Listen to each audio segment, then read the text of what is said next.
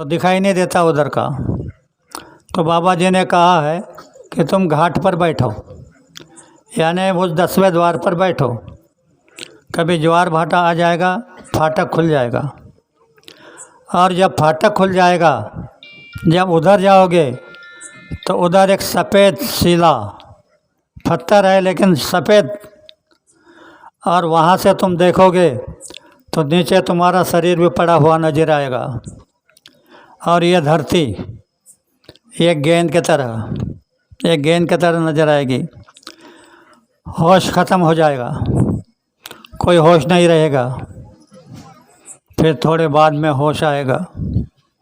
होश आने के बाद फिर अपनी अवस्था में आ जाओगे, तब आपको पता चलेगा कि ध्यान क्या होता है। और ये ध्यान के बाद बताया भजन। भजन यानी गाना बजाना नहीं, गाना बजाना ये भजन नहीं, ये दिल लगी है, मन को रिझाने का तरीका है। भजन यानी दोनों कानों में उंगली डालकर ऊपर, बहुत ऊपर सुनना। तो धीरे धीरे धीरे कुछ दिनों के बाद ऊपर से कोई आवाज़ आने लगेगी, तो आवाज़ पर ध्यान देना, उसी में लय हो जाना, उसी आवाज़ में। तो वह आवाज़ जो तुम्हारे 5 धनी है, नाम नहीं बताऊंगा, वो 5 धनी जो है उनकी आवाज़ है। और उनकी आवाज़ सुन लोगे तो तुम निहाल हो जाएगा, तुम्हारा शरीर, ये पिंडा शरीर सफल हो जाएगा। इसलिए भाइयों और बहनों, ये चलते चलते मैंने आपको थोड़ा विशेषण बताया। मैं इस काम के लिए आया हूँ। गुरु महाराज ने कहा है कि अगर कोई मर गया तो मरने से पहले आपने कुछ गलती की हो तो उससे माफ़ी मांग लो, तो माफ़ी मिल जाएगी। मंदिरों में, मस्जिद में, गिरजाघर में, चर्च में माफ़ी मिलने वाली नहीं। ये जो देवता है नीचे के, ये कर्मों की माफ़ी नहीं करते, ये कर्मों की सज़ा सुनाते हैं। जो आपने 5-6 साल पूर्व देखा उत्तराखंड में, ये कर्मों की, इंसान के बुरे कर्मों की सज़ा थी। और अभी भी 2 साल तक कोरोना को देखा, ये हमारे कर्म टकरा रहे हैं। तो मैं इसलिए आया हूँ कि अभी 11 दिन तक वह जीवात्मा, वो बहन की जीवात्मा अभी यहाँ पर भी है, यहाँ पर भी सत्संग सुन रही है। तो उनके परिवार वाले जो है, वो परिवार वाले इधर आ जाए, ताकि उनको कर्मों से माफ़ी मंगवाने की है। बाया भी जो उस बहन का परिवार है, वे ऐसे आ जाओ। इकडे वो बरा इकडे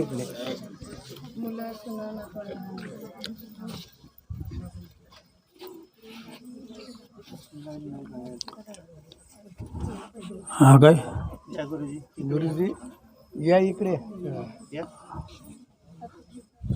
हाँ, जय गुरुदेव। अब सुन लो, क्योंकि हमने देखा कि कई जगह कोई घर का ही व्यक्ति मर गया होता है, और उसके साथ में उन लोगों ने कोई खरा काम नहीं किया होता है, तो वही जीवात्मा उसी घर में किसी के सर पर बैठ कर के घर को नरक बना देती है। फिर लोग जाते हैं पंडितों तरफ। पंडित कहते हैं कि नासिक जाओ, नाग बलि करा करके आओ। 15-20 हज़ार रुपया खर्च करके नाग बलि करा करके आते हैं, कोई लाभ नहीं। फिर जाते हैं मांत्रिकों के पास। मांत्रिक कहते हैं कि ठीक है, हम तुम्हारी बला ठीक कर देंगे, लेकिन तुम्हें 2 बकरे काटना पड़ेंगे।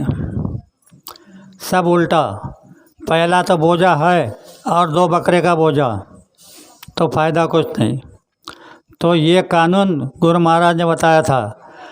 वो जीवात्मा के होते हुए अगर तुम उससे माफ़ी मांग लोगे तो तुम्हें तुम्हारे कर्मों की माफ़ी मिल जाएगी। तो पहले मैं बोलूँगा, बाद में आप बोलना। बोलो जय गुरुदेव। हे गुरुवर, हम सबको सच बुद्धि दे। हे माता, पूरे ज़िंदगी में हमने आपका कोई अपमान किया हो, आपका आदेश का पालन ना किया हो, तो हम आपके नादान जीव हैं। आपसे क्षमा मांगते हैं। हमसे जो गलतियां हो गई उसे माफ़ कर दो, यही हमसे प्रार्थना है।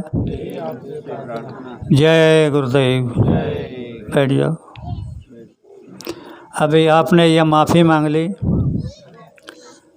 तो ये माता जी कभी आपको रोष नहीं करेगी, क्योंकि बाबा जी के साक्षी में उनसे आपने माफ़ी मांग लिया है। तो आज इसीलिए मैं आया था कि ये परिवार वाले बंधे ना रहे, इनको माफ़ी मिल जाए। तो इसके लिए मैं तबीयत ठीक न होने के कारण भी यहाँ तक पहुँचा और ये दो शब्द आपके सामने रखने। तो मैं आपसे प्रार्थना करता हूँ कि कल जो आप 10 विद्या क्रिया करने जाओगे तो वो जो 10 पिंड बनाओगे, 10 इंद्रियों के बड़ा पिंड बनाओगे माया का, और वो 10 पिंड जो है वो माया के 3 भाग करके उसमें ऐसे मिलाएंगे। तो आप क्या कहना, हमारी माता लिंग शरीर से मुक्त हो जाए। पंडित जो कहे उनको कहने दो, लेकिन तुम्हारे मन में यह कहना कि हमारी माता लिंग शरीर से मुक्त हो जाए। तो वो माता लिंग शरीर से मुक्त हो जाएगी। रहेंगे 2 शरीर, सूक्ष्म शरीर और कारण शरीर।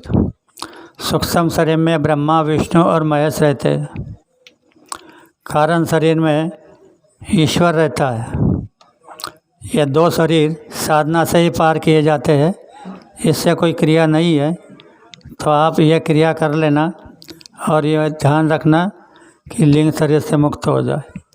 इसी के साथ साथ मैं मेरे 2 शब्दों को विराम देता हूँ। भूल चूक की माफ़ी चाहता हूँ। आप सबको बड़े प्रेम के साथ जय गुरुदेव। जय। अभी एक राष्ट्र वंदना होगी, फिर आरती होगी। जय गुरुदेव।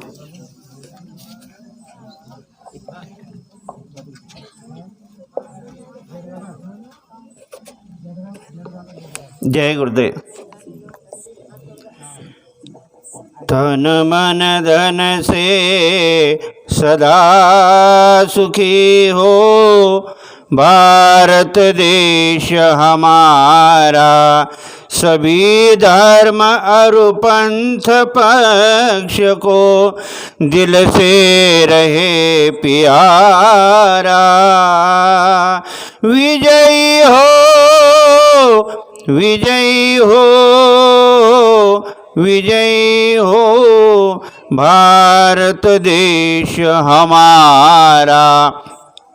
निर्भय हो यह देश की माता, मंगल कीर्ति कराने। सत्यशील और निर्मल मन से वीरों को उपजाने। सद्गुणी हो यह देश की जनता, जीवन सुख सजवाने। रंग राव पंडित भिखारी, सबको सुख दिलवाने।